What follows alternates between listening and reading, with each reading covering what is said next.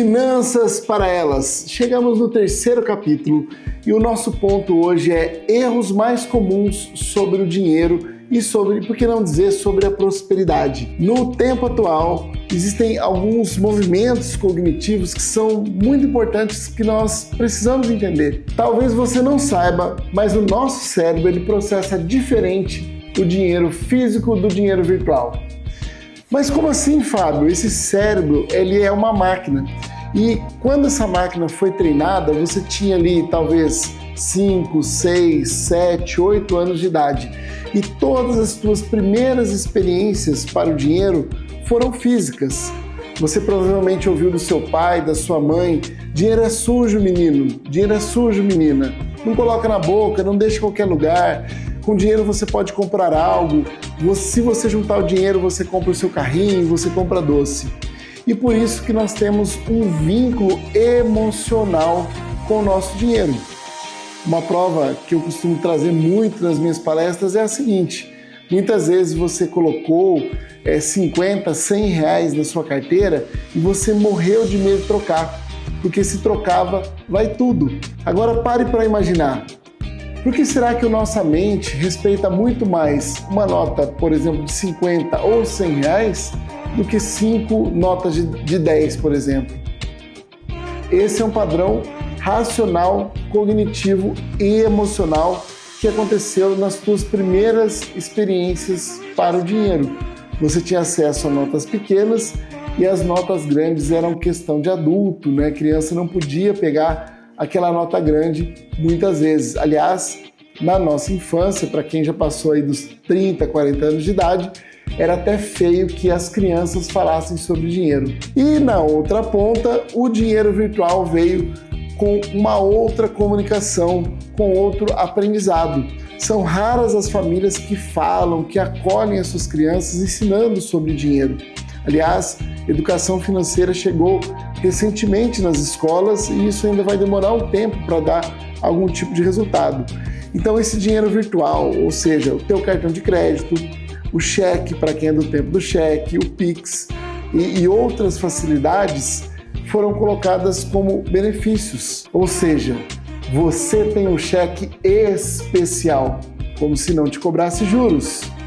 Você tem um cartão de crédito, com ele você tem até 40 dias para pagar, você tem facilidades, você tem leveza.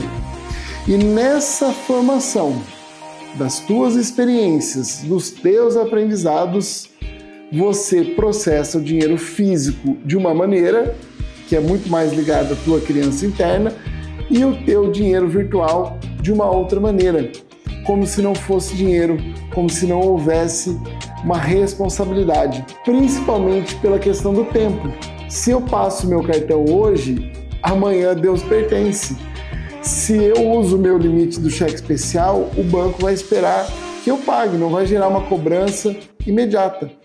Então, todas essas facilidades, que são facilidades do mundo moderno, que vieram para expandir o crédito, que vieram para trazer acesso, para milhares de brasileiros a bens, a serviços e a produtos, muitas vezes foi utilizada de forma inconsequente. Eu vou trazer mais uma dica para o nosso treinamento para o Finanças para Elas. Se você quiser processar o seu dinheiro físico e o seu dinheiro virtual com a mesma intensidade, com a mesma responsabilidade, é muito simples. Basta que você, por 26 dias, anote todos os seus gastos. Ou seja, comprou por aplicativo, coloca no papel e na caneta. Teve um débito automático, coloca no papel e na caneta. Fez um Pix, anota. E assim sucessivamente. Para que não só você diga para a tua mente que aquele valor virtual é dinheiro, mas que também você mostre para ela que você tomou uma decisão financeira. Neste momento, essas áreas do teu cérebro vão começar a processar de uma maneira muito mais eficiente. Pois afinal hoje, com o advento aí do Pix, cada vez menos haverá circulação de dinheiro físico e cada vez mais nós devemos estar atentos aí ao dinheiro virtual. Então esse é mais um movimento de transição, assim como eu disse no vídeo anterior sobre a comunicação, sobre as reparações e cuidados que nós devemos ter no momento presente, essa é mais uma característica. Então, o Pix, por exemplo, ele passa a ser um benefício, ele é uma forma de fluidez financeira, mas ele é dinheiro. O teu cartão de crédito, ele também é dinheiro. E uma característica é a seguinte, que muitas pessoas às vezes possuem 3, 4, 5, eu já atendi pessoas que têm 15 cartões de crédito. E quando a empresa vai fazer uma avaliação de crédito, né, a gente tem um usuário de um lado e tem várias e várias empresas de outro lado. Ela vai ter acesso às suas informações financeiras. Então a empresa A vai te olhar e vai falar assim: oi, tudo bem? Você quer R$1.000 de crédito? E a empresa B vai olhar e vai falar assim: opa, tudo bom, amigo? Você quer R$1.000 de crédito? E a outra, e a outra, e a outra. Ou seja, você tem uma capacidade, né, de usufruir de R$1.000 ou R$2.000, mas todas essas empresas vão te olhar com os mesmos olhos e vão te oferecer crédito que muitas vezes vão muito além da sua capacidade financeira, que cada empresa te analisa de um ponto de vista, como se você fosse único e como se você não pudesse acessar várias empresas ao mesmo tempo. E esse é um dos fatores que tem gerado o superendividamento do brasileiro. Quando o dinheiro não é visto, ele não é lembrado. E quanto mais automatizado ele está na sua vida, menos preocupação ele gera. Uma das estratégias das grandes empresas hoje, por exemplo, se chama venda recorrente. Então, no momento que eu estou contratando, por exemplo, um streaming, eu olho para aquele momento do desejo, da necessidade, da pressa e falo assim: poxa, é só R$30 por mês e eu tenho acesso a um catálogo gigantesco. Passam-se alguns meses e vai lá e contrata um segundo streaming. É só R$40 por mês. Só que essa também é a diferença entre o pensamento financeiro e o pensamento econômico. Fábio, mas o que é pensamento financeiro e o que é pensamento econômico? O pensamento financeiro diz respeito às entradas e saídas do mês. Então, quando eu olho para o meu streaming, eu olho para uma decisão que custa R$30 ou R$40, se eu ganho R$2.000, esse valor ele é baixo. Ele percentualmente ele tem um impacto baixo.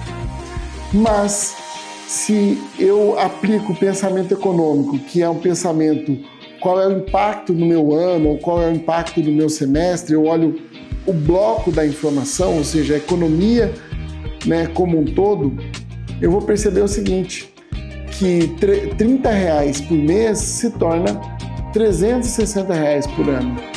R$40 por mês se torna R$480 por ano. R$50 por mês se torna R$600 por ano. Então, muitas vezes as pessoas não têm se dado conta, mas pequenas decisões é que estão roubando a sua energia, né? E aí que falta dinheiro, às vezes por uma parcela, por um aluguel, para algo que seja mais substancial na sua vida.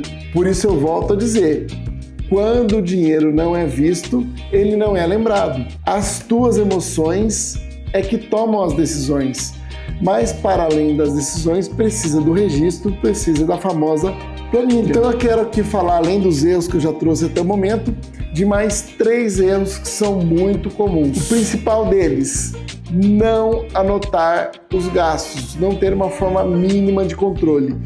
Hoje já existem diversos aplicativos, inclusive com comandos de voz que você pode gerar a sua planilha, através do WhatsApp, através de uma inteligência artificial. Mas confesso a você, o velho papel e caneta não tem erro. Um outro erro bastante comum é confundir os teus limites com a tua renda.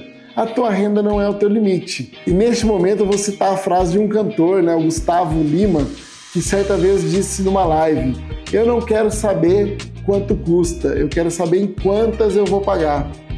Então muitas vezes a gente tem lá o limite, são limites extremamente atrativos, e isso acaba fazendo com que a gente impulsione o nosso consumo para um prazer imediato, não se dando conta de que a conta chega. E o terceiro erro comum é parcelar no presente, esquecendo no futuro. Muitas vezes as pessoas chegam até mim e dizem o seguinte: Fábio, você não sabe o quanto eu como estou endividado. Eu digo o seguinte: eu acabo com as dívidas em 2 minutos, talvez em 1 minuto ou talvez em 30 segundos. Mas como assim, Fábio? Você vai sair de endividado para um gestor das suas dívidas, ou seja, assim como muitas pessoas têm carteira de investimentos, você tem que olhar para a tua carteira de endividamento como um gestor. E nesse momento você vai avaliar o quanto de crédito você já tomou, você vai avaliar qual é o custo de cada um desses parcelamentos e vai praticar uma coisa chamada desapego das contas. Então eu digo para você nesse momento, ver o dinheiro é recuperar o controle. O exercício dessa aula, desse episódio comece a anotar tudo, preste atenção como estão as tuas emoções, como estão os teus controles e vem comigo para o próximo episódio.